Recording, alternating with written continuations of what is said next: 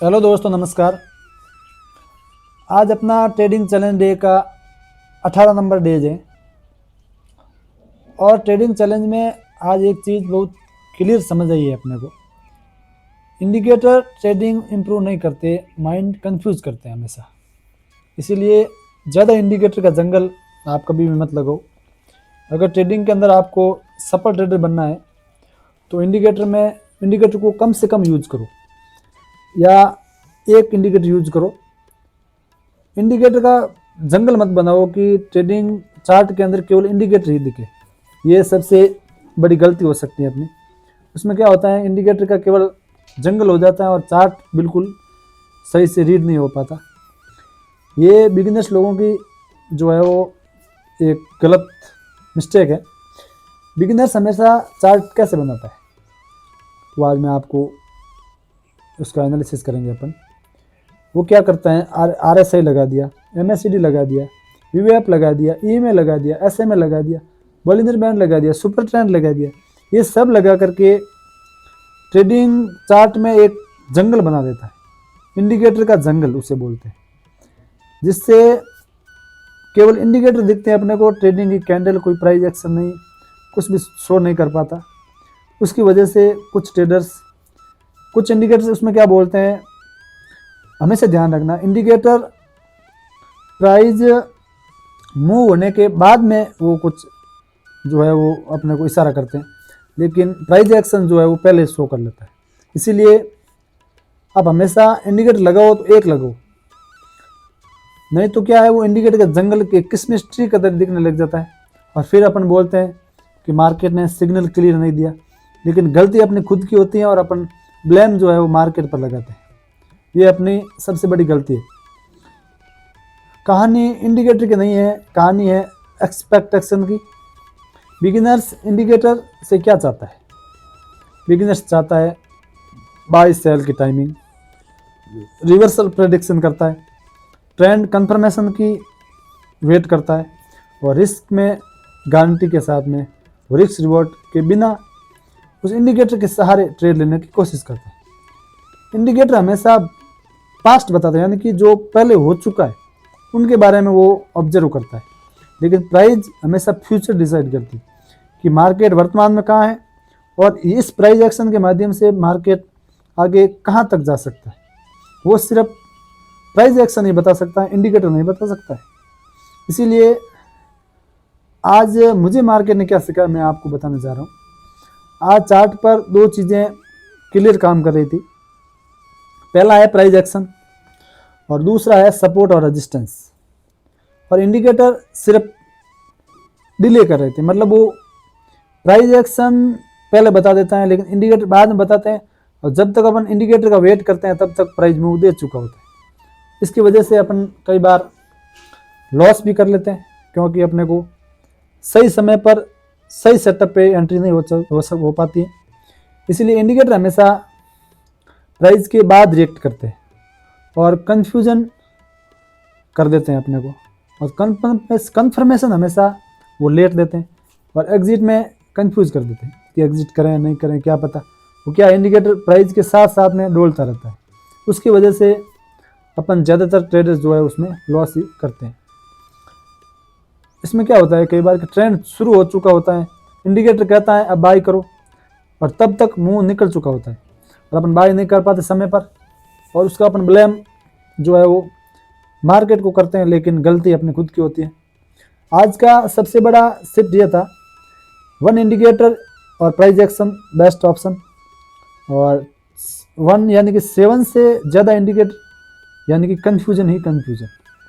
Professional trader का chart clean होता है, बिगिनर्स का चार्ट कलरफुल होता है। वो इंडिकेटर से उस चार्ट को पूरा सजा देते हैं, लेकिन वो सजावट की वजह से ट्रेडिंग के अंदर वो लॉस करते हैं। तो इसीलिए हमेशा ध्यान रखें, ट्रेडिंग करते समय ज़्यादा इंडिकेटर का यूज़ मत करो। सपोर्ट, रेजिस्टेंस और प्राइस एक्शन पर ट्रेड करो, वो सबसे बेस्ट होता है। उसी के अनुसार अपन ट्रेडिंग में आगे बढ़ सकते हैं। ज़्यादा इंडिकेटर का जंगल लगाने से आप, ऐसा नहीं है कि आज ही अपने को करोड़पति बनना है। आप रोज़ चार्ट के माध्यम से कुछ सीखो, तभी आप आगे बढ़ सकते हो। एक सेकेंड ना,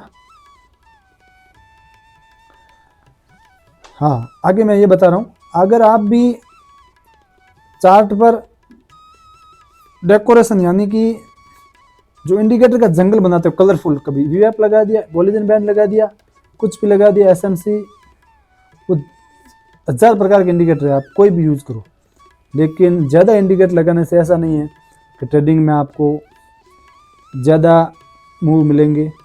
हाँ मिलेंगे, लेकिन कुछ मूव ऐसे होंगे, एक इंडिकेटर बाय का बोलेगा, दूसरा इंडिकेटर सेल का बोलेगा, आप कंफ्यूज हो जाओगे कि किस इंडिकेटर की बात माने और अपन ट्रेड में एंट्री लें। अगर आप भी चार्ट डेकोरेट कर रहे हो, ट्रेड एग्जीक्यूट नहीं कर पा रहे हो, तो प्रॉब्लम स्ट्रेटजी में नहीं है, अप्रोच में है। इसीलिए आज डे 18 के अंदर अपन ने इंडिकेटर का सही से यूज कैसे होता है, इंडिकेटर कैसे कंफ्यूज करता है, उसके बारे में अपन ने जानकारी हासिल की है। तो आज आप भी कमेंट करके बताइए आप कितने इंडिकेटर यूज करते हो, 2, 6, 5, 4, 3, 4, जो भी पूरा सेटअप। इंडिकेटर कोई स्ट्रेटजी नहीं है, वो सिर्फ टूल है। स्ट्रेटजी हमेशा प्राइस होता है। आप इंडिकेटर के भरोसे पे ट्रेडिंग मत करो। अगर आपको ट्रेडिंग में सफल होना है तो सही से सपोर्ट रेजिस्टेंस ड्रॉ करो, और सपोर्ट रेजिस्टेंस के साथ में सही से जो है प्राइस एक्शन का मूवमेंट देखो, उसी के अनुसार आप ट्रेडिंग करो। ऐसा नहीं है कि हर इंडिकेटर के अंदर आपको ट्रेड मिलेगा ही मिलेगा, लेकिन सही प्राइस एक्शन पर अगर आप एंट्री लेते हो तो आप ज़रूर उसमें सफल हो सकते हो। अब मैं आपको थोड़ा चार्ट पर ले चलता हूँ और बताता हूँ आपको कि सही से इंडिकेटर का यूज कैसे होता है। एक सेकंड में थोड़ा वीडियो छोटा कर लेता हूँ, चलो रखना आप। अब चलो अपन चार्ट पर चलते हैं। अब देखिए दोस्तों, ये देखो अपन ने 4 आवर के अंदर सपोर्ट एंड रेजिस्टेंस ड्रॉ किए। ये देखिए आप, देखो मार्केट बार बार, ये बीटीसी का जो है वो ट्रेडिंग चार्ट है। देखिए मार्केट यहीं से नीचे गिरा और यहीं से ऊपर।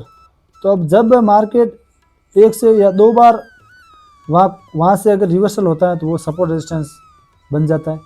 यहीं से देखो, अब ये सपोर्ट और रेजिस्टेंस के बीच बीच में मार्केट डोल रहा है, और जब इसने इस रेजिस्टेंस को अपसाइड तोड़ दिया तो अब वापस आएगा, तो ये अब सपोर्ट का काम करेगा। पहले ये रेजिस्टेंस था, अब ये सपोर्ट काम करेगा। देखो यहाँ सपोर्ट पाया मार्केट, अब यहीं ऊपर नीचे हो रहा है। तो देखिए अब इसमें अपन ज़्यादा इंडिकेटर लगा कर इसको इंडिकेटर का जंगल बना दें तो ये सबसे बड़ी गलती है। और अगर इसमें अपन देखिए, अपन 1 आवर में चलते हैं वापस। अब देखो अपने इसमें एंट्री कैसे होती है। जैसे अपन ने 4 आवर के अंदर सपोर्ट एंड रेजिस्टेंस ड्रॉ कर ली, अब यहाँ अपने एंट्री होगी। जैसे अपने मार्केट यहाँ रिटेस्ट करना है, यहाँ पे लाल कैंडल बनेगी। देखो 1000 पॉइंट की कैंडल है, तो इसने यहाँ बता दिया कि ये यहाँ पे रेजिस्टेंस है और यहीं से मार्केट रिवर्स हो सकता है। तो अपन इसके क्लोजिंग के बाद में अपनी यहाँ एंट्री बनती है और असल इसके ऊपर। अब देखिए मार्केट सीधा नीचे ड्रॉ हो गया, नीचे डाउनफॉल आ गया, और वापस मार्केट इसी सपोर्ट के ऊपर, जो पहले रेजिस्टेंस था, इसी सपोर्ट के ऊपर मार्केट अपसाइड धीरे धीरे ग्रो कर रहा है। तो आप हमेशा सही सेटअप, सही इंडिकेटर का यूज करो, या तो इंडिकेटर का यूज मत करो। अगर करते हो तो एक इंडिकेटर का यूज करो, कोई भी जो आपको उस पर बैक टेस्ट करो और सही से देखो ये कितना % विनिंग रेट में दे सकता है। अगर नहीं, गलत कोई भी इंडिकेटर का यूज करते हो तो वो आपको ट्रेडिंग के अंदर कंफ्यूज कर सकता है। अगर आपको ये ट्रेडिंग की सीरीज़ है 99 डेज ट्रेडिंग की सीरीज़, अगर ये आपको अच्छी लग रही है तो आप इस वीडियो को लाइक करें, नीचे कमेंट करें अच्छा सा कि आपको इस वीडियो से क्या सीखने को मिला, और दोस्तों को शेयर कीजिए जो अभी नए नए ट्रेडर बनने की कोशिश कर रहे हैं। Thank you so much. इसी तरह मैं आगे भी आपको वीडियो लाता रहूँगा और नई नई जानकारी हासिल कराता रहूँगा।